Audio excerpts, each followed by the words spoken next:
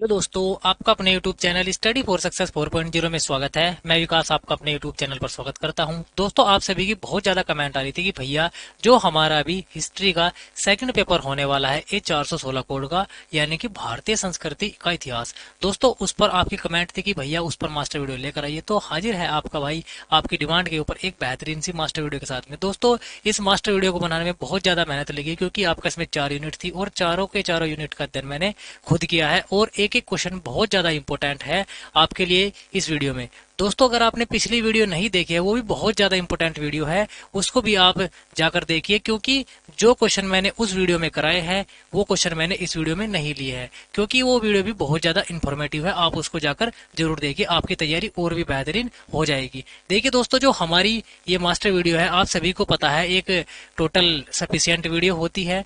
चलिए दोस्तों, आज का जो हमारे मास्टर वीडियो का पहला क्वेश्चन है, देखिए किस प्रकार से है। सिंधु घाटी सभ्यता की खोज किस वर्ष आरंभ हुई थी। देखिए, जो आपका सिंधु घाटी सभ्यता है, इसकी खोज कब हुई थी? 1921 में हुई थी। और किसने की थी, ये भी पूछा सकता है कि सिंधु घाटी सभ्यता की खोज किसने की थी। राय बहादुर दयाराम साहनी ने की थी, या दयाराम साहनी ने की थी। और दोस्तों, क्वेश्चन ये भी पूछा जाता है कि सिंधु घाटी सभ्यता की खोज के समय अध्यक्ष कौन था, या किसकी अध्यक्षता के समय आपकी सिंधु घाटी सभ्यता खोजी गई। वो खोजी गई थी जॉन मोर्सर की। किसी भी प्रकार से क्वेश्चन पूछा जाए, आपको कंफ्यूज बिल्कुल भी नहीं होना है। देखिए, अगला मोस्ट इंपोर्टेंट क्वेश्चन, मोहनजोदड़ो का उत्खनन किस वर्ष हुआ। देखिए, क्वेश्चन ये है कि मोहनजोदड़ो की खोज किस वर्ष हुई। देखिए, जो मोहनजोदड़ो है, इसकी खोज हुई थी 1922 में। और किसके द्वारा की गई? राखलदास बनर्जी के द्वारा की गई। और दोस्तों, एक इंपोर्टेंट क्वेश्चन है कि मोहनजोदड़ो का अर्थ क्या होता है। मोहनजोदड़ो का अर्थ होता है मृतकों का टीला। दोस्तों, क्वेश्चन किसी भी प्रकार से पूछा जाए, आपको जो है कंफ्यूज बिल्कुल भी नहीं होना है, क्योंकि फिर अगर आप कंफ्यूज हो गए तो मेरे पढ़ाई का कोई मतलब नहीं रहेगा। आगे देखिए, किस वर्ष में सॉरी दोस्तों, किस क्षेत्र में चावल के प्राचीनतम साक्ष्य मिले। यानी कि क्वेश्चन ये है कि चावल के साक्ष्य कहाँ से मिले। ये मिले हैं हमारे बेलन घाटी से। आगे देखिए, हड़प्पा भांडों में सामान्यतः किस रंग का प्रयोग किया जाता। देखिए दोस्तों, जो हड़प्पा कालीन भांड थे, भांड क्या है था? भांड थे आपका बर्तन। क्या थे? भांडों को कहा जाता है बर्तन।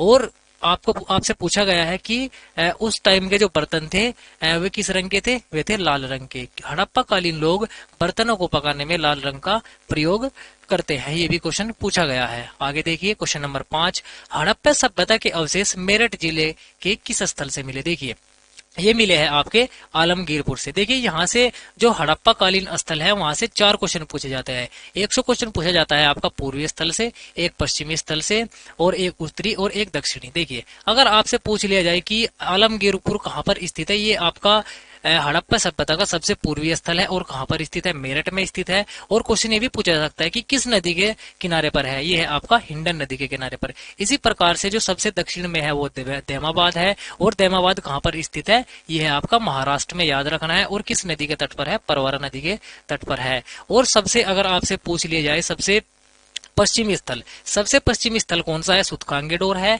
और ये है आपका दास्क नदी के किनारे। और आपका ये कहाँ पड़ता है? पाकिस्तान में पड़ता है। और सबसे उत्तरी स्थल अगर आपसे पूछ लिया जाए, ये है आपका मांडा। और कहाँ पर पड़ता है? वर्तमान लद्दाख में पड़ता है। और किस नदी के तट पर है? ये है आपका चेनाब नदी के तट पर। दोस्तों, क्वेश्चन किसी भी प्रकार से पूछा जाए, आपको जो है आंसर बिल्कुल भी गलत नहीं करना है। दोस्तों, आपको समझाने के लिए मैंने यहाँ पर फुल डिटेल में वीडियो बनाई है। दोस्तों, अगर आपको हमारी मेहनत पसंद आती है तो वीडियो को लाइक कर देना, और चैनल पर पहली बार आए हैं तो चैनल को सब्सक्राइब कर देना। और वीडियो के एंड में अपना फीडबैक जरूर देना कि आपको वीडियो कैसी लगी। चलिए आगे बढ़ते हैं। विशाल अन्नागार के अवशेष कहाँ से मिले। देखिए, विशाल अन्नागार के अवशेष मिले हैं मोहनजोदड़ो से। और अगर आपसे पूछ लिया जाए विशाल स्नानागार कहाँ से मिले हैं, ये भी मोहनजोदड़ो से मिले हैं। और कांस्य की नर्तकी की मूर्ति, ये भी क्वेश्चन पूछा गया है, ये कहाँ से मिली है। ये मिली है आपकी मोहनजोदड़ो से।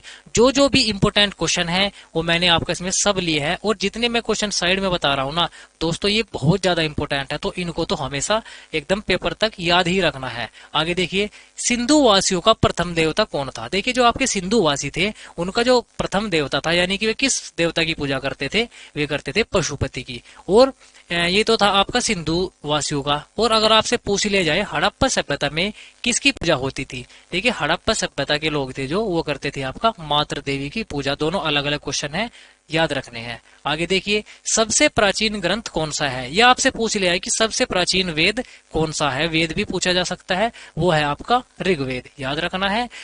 आर्य साहित्य की भाषा क्या थी, जो दोस्तों आर्य थे उनकी भाषा क्या थी, उनकी थी भाषा संस्कृत।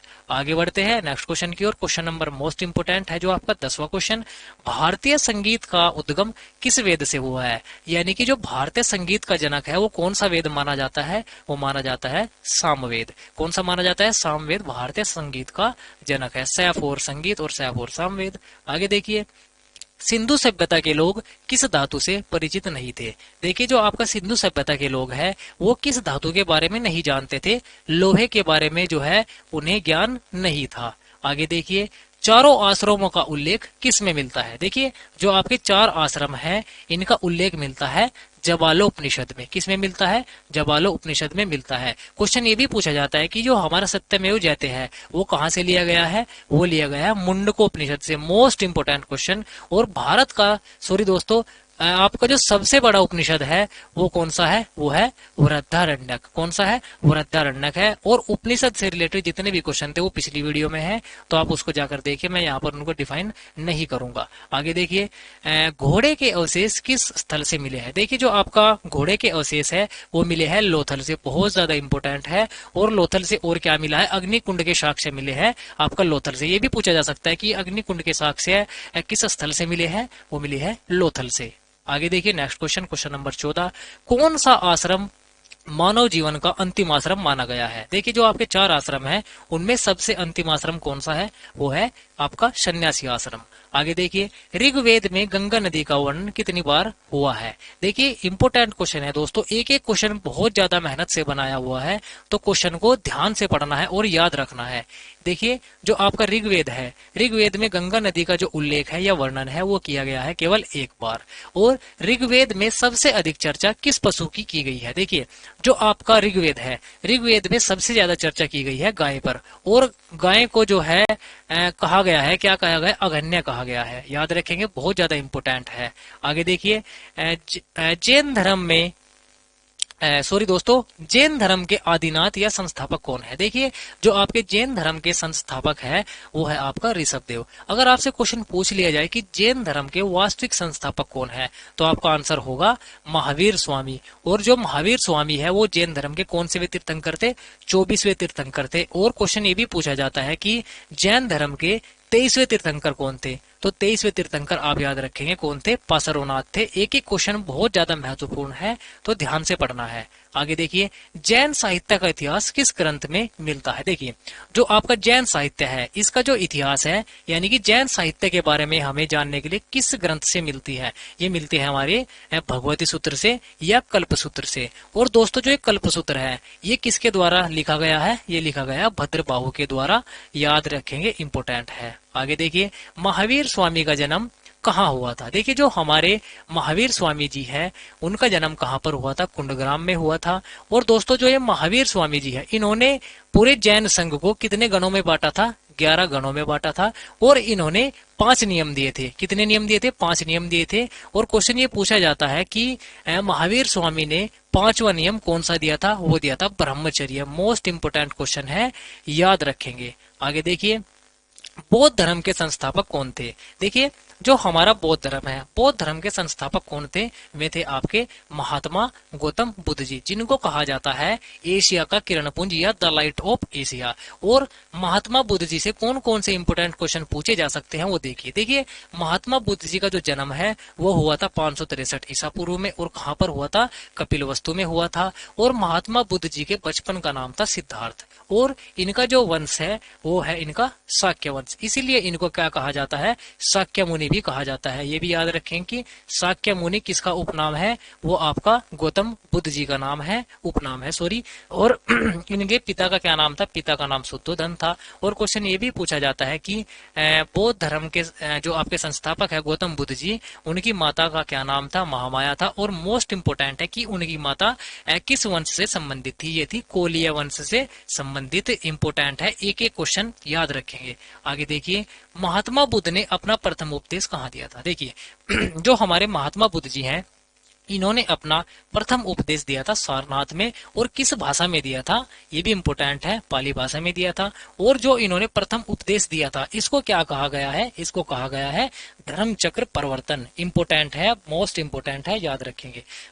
आगे देखिए क्वेश्चन नंबर 22 किस प्रकार से है, त्रिपिटक किस धर्म से संबंधित है। देखिए जहां पर भी पिटक शब्द आ जाए तो आपको हमेशा से याद रखना है वो किससे संबंधित है, बौद्ध धर्म से संबंधित है। कौन को क्या क्या संबंधित है बौद्ध धर्म से, त्रिपिटक। देखिए और त्रिपिटक कौन कौन से है, एक तो विनय पिटक है, एक सुत्त पिटक है और अभिधम पिटक है। क्वेश्चन आपसे इस प्रकार से भी पूछा जा सकता है कि निम्न में से कौन सा पिटक बौद्ध धर्म से संबंधित नहीं है, तो आपको जो है 3 ये दे देगा और आपको इनमें से कोई और अलग दे देगा, आपको वही टिक कर देना है, क्योंकि आपको पता है विनय पिटक, सुत्त पिटक और अभिधम पिटक किससे संबंधित है, बौद्ध धर्म से संबंधित है। ये कहलाते हैं बौद्ध धर्म के त्रिपिटक। आगे देखिए आगे जो क्वेश्चन पूछा जाता है वो क्वेश्चन पूछा जाता है बौद्ध संगतियों से। बौद्ध संगतियों से जो है आपका एक क्वेश्चन आपके एग्जाम में जरूर पूछा जाएगा, ऐसा मेरा मानना है।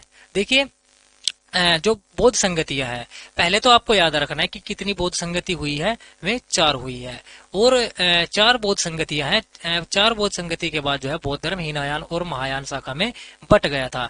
देखिए वो तो थोड़ी सी डेप्थ वाली बात हो जाएगी, आपको याद रखनी है। देखिए पहली जो हमारी बौद्ध संगति है वो कहाँ पर हुई थी, राजगृह में हुई थी। और किसके शासनकाल में हुई थी, अजातशत्रु के शासनकाल में हुई थी। और जो हमारी पहली बौद्ध संगति है उसका अध्यक्ष कौन था, महाकश्यप था। क्वेश्चन किसी प्रकार से भी पूछा जाए आपको कंफ्यूज नहीं होना, अच्छे से याद रखना है। और अगर बात करें हम दूसरी बौद्ध संगति की, कहां पर हुई थी, वैशाली में हुई थी और कालाशोक के शासनकाल में हुई थी। और इसका जो अध्यक्ष था वो था साकब मीर, याद रखेंगे।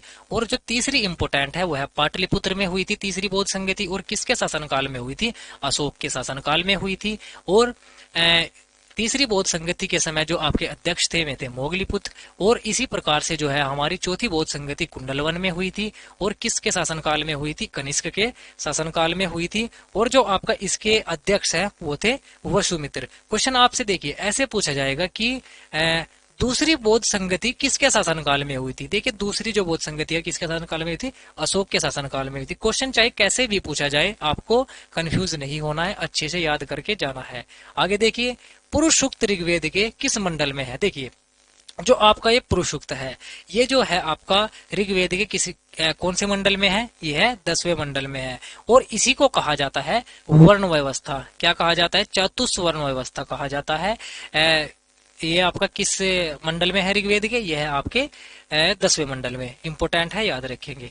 देखिए आगे संन्यास आश्रम की उम्र क्या थी। देखिए जो आपका संन्यास आश्रम है उसकी उम्र थी 75 से 100 वर्ष। 75 से 100 वर्ष संन्यास आश्रम की एज थी। आगे देखिए इंपोर्टेंट क्वेश्चन है दोस्तों एक एक।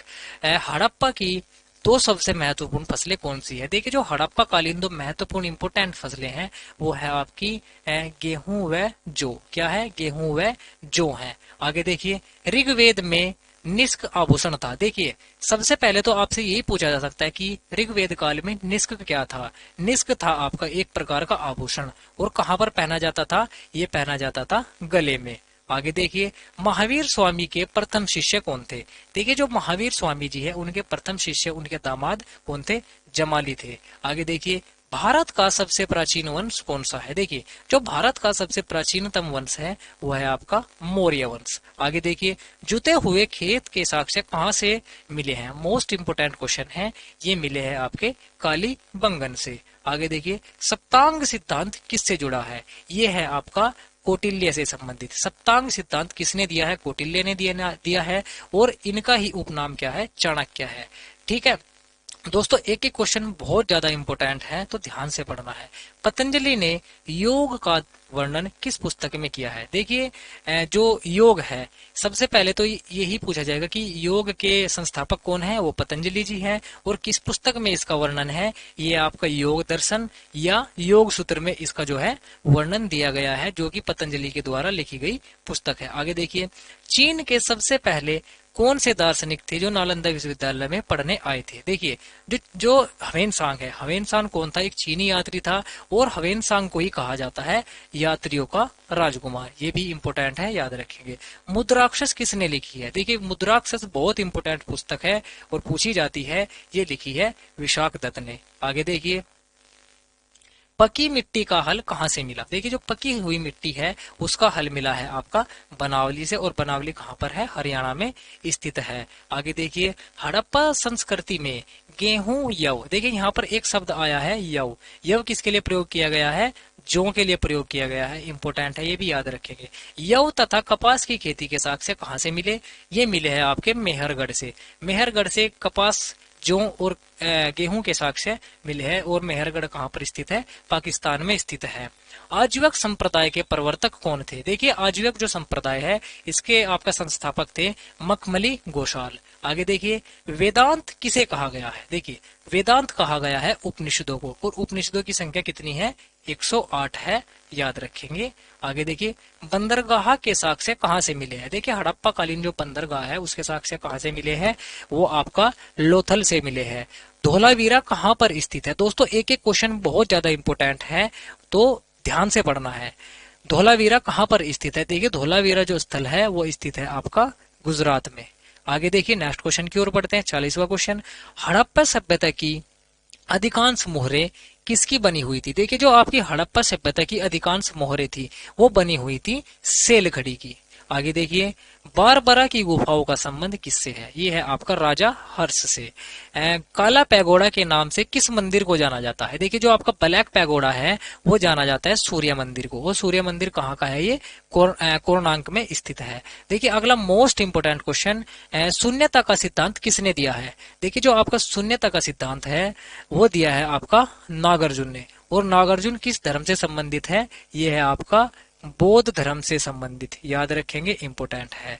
आगे देखिए देवी चंद्रगुप्तम किसकी रचना है? देखिए जो आपकी इंपोर्टेंट पुस्तक है ये देवी चंद्रगुप्तम ये है आपकी विशाख दस्त से संबंधित। किससे है? विशाख दस्त की रचना है देवी चंद्रगुप्तम। और अगर आपसे पूछ लिया जाए मर्चकटिकम किसकी रचना है? ये लिखी गई है शूद्रक के द्वारा। और इसी प्रकार से इंडिका जो है ये मेगस्थनीज ने लिखी है, जो कि मैंने आपके पिछली वीडियो में बताई है। दोस्तों जो पिछली वीडियो है ना बहुत ज्यादा इंफॉर्मेटिव है, तो उसमें भी एक एक क्वेश्चन जो है बहुत ज्यादा इंपॉर्टेंट है। उसमें भी आपका 100 क्वेश्चन है, तो आपको 100 वे कर लेने हैं और 100 ये हैं। आपके 200 क्वेश्चन जो है कंप्लीट हो जाएंगे। बार बार आप इन्हीं का रिविजन कीजिए। चाहे तो आप 1-2 बार मॉडल पढ़ सकते हैं अगर आपकी इच्छा है तो। ठीक है, आगे देखिए किस गुप्त शासक ने सबसे पहले सोने के सिक्के चलाए थे? देखिए जो आपका गुप्त शासक है वे थे आपके चंद्रगुप्त विक्रमादित्य। इन्होंने सबसे पहले जो है सोने के सिक्के चलवाए थे। और क्वेश्चन ये पूछा जाता है कि इलाहाबाद स्तंभलेख किससे संबंधित है? तो ये भी किससे संबंधित है? चंद्रगुप्त विक्रमादित्य जी से संबंधित है। देखिए नेक्स्ट क्वेश्चन, कालिदास किसके समकालीन थे? कालिदास जो है चंद्रगुप्त विक्रमादित्य के समकालीन थे। फाहियान किसके शासनकाल में भारत आया था? देखिए जो फाहियान है ये आया था चंद्रगुप्त द्वितीय के दरबार में, और इसने एक पुस्तक लिखी है जिसका नाम है फाक्यों की। क्या है? फाक्यों की पुस्तक किसके द्वारा लिखी गई है? फाहियान के द्वारा लिखी गई है। पंचतंत्र के लेखक कौन है? देखिए पंचतंत्र के लेखक कौन है? विष्णु शर्मा जी है, इंपोर्टेंट है। आगे देखिए दशमलव प्रणाली के प्रतिपादक कौन है? देखिए जो आपका दशमलव प्रणाली के प्रतिपादक है या दशमलव प्रणाली किसके द्वारा दी गई है?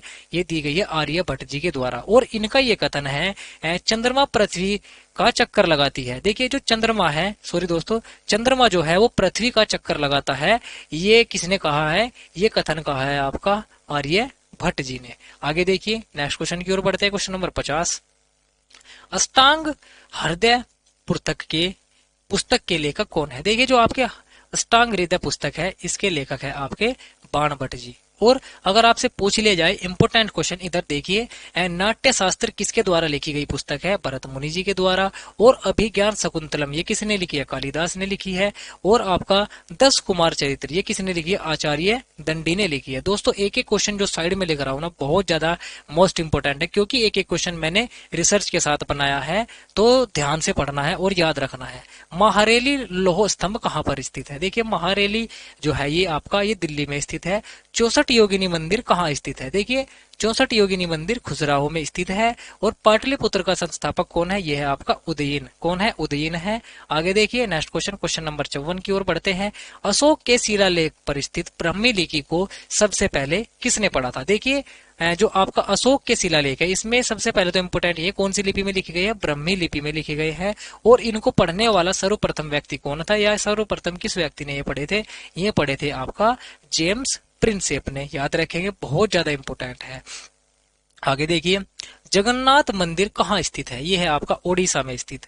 चांदी के सिक्के जारी करने वाला प्रथम गुप्त शासक कौन था, देखिए चांदी के सिक्के चलाए थे चंद्रगुप्त द्वितीय ने, और सोने के किसने चलाए थे, चंद्रगुप्त विक्रमादित्य ने। याद रखना है, कंफ्यूज नहीं होना है। सती प्रथा का उल्लेख किस अभिलेख में मिलता है, ये मिलता है एरण अभिलेख में। दोस्तों एक एक क्वेश्चन बहुत ज्यादा महत्वपूर्ण है, तो ध्यान से पढ़ेंगे। आगे देखिए, हर्ष चरित्र के लेखक कौन है, देखिए जो हर्ष चरित्र पुस्तक है ये लिखी है बाणभट्ट जी ने। आगे देखिए, भारत के किस राजवंश ने अपने सिक्के नहीं चलाए, इंपोर्टेंट है, ये है आपका पल्लव वंश। पल्लव वंश ने अपने नाम के कोई सिक्के नहीं चलाए हैं। आगे देखिए, सरस्वती मंदिर की स्थापना किसने की, ये करी है विग्रहराज ने। किसने की है, विग्रहराज ने करी है। और कहां पर की है, अजमेर में की है। याद रखेंगे। आगे देखिए, अशोक के अभिलेख किस भाषा में है, देखिए जो आपका अशोक के अभिलेख है वे है आपके खरोष्टी भाषा में। आगे देखिए, हिंदी भाषा को हिंदवी किसने कहा, ये कहा है आपका अमीर खुसरो जी ने। किसने कहा है, अमीर खुसरो ने कहा है। और अमीर खुसरो ने ही क्या किया था, वीणा का जो है बनाई थी। वीणा के मेकर कौन है, वो अमीर खुसरो जी हैं। देखिए, भारत का प्रथम शासक कौन था जिसने राज्य के धन से हज यात्रा व्यवस्था शुरू की थी। देखिए, जो आपकी हज यात्रा है वो शुरू की थी फिरोज शाह तुगलक ने। किसने की थी, फिरोज शाह तुगलक ने करी थी। और एक क्वेश्चन ये भी पूछा जाता है कि भारत का वह कौन सा शासक है जिसके दरबार में सबसे ज्यादा दास रहते थे, तो किसके किसके दरबार में सबसे ज्यादा दास रहते थे, वे रहते थे आपके फिरोज शाह तुगलक के दरबार में। आगे देखिए, किस सुल्तान ने दासों के लिए दीवान ए बंदागन स्थापित किया, ये किया है फिरोज शाह तुगलक ने। आगे देखिए, बंगाल में भक्ति आंदोलन किसने शुरू किया था, देखिए बंगाल में तो किया था चैतन्य महाप्रभु ने। और जो ये भक्ति आंदोलन है ये शुरू किसने किया था, ये किया था अलवार संत ने। और महाराष्ट्र में जो है ये किसने शुरू किया था, नामदेव जी ने किया था।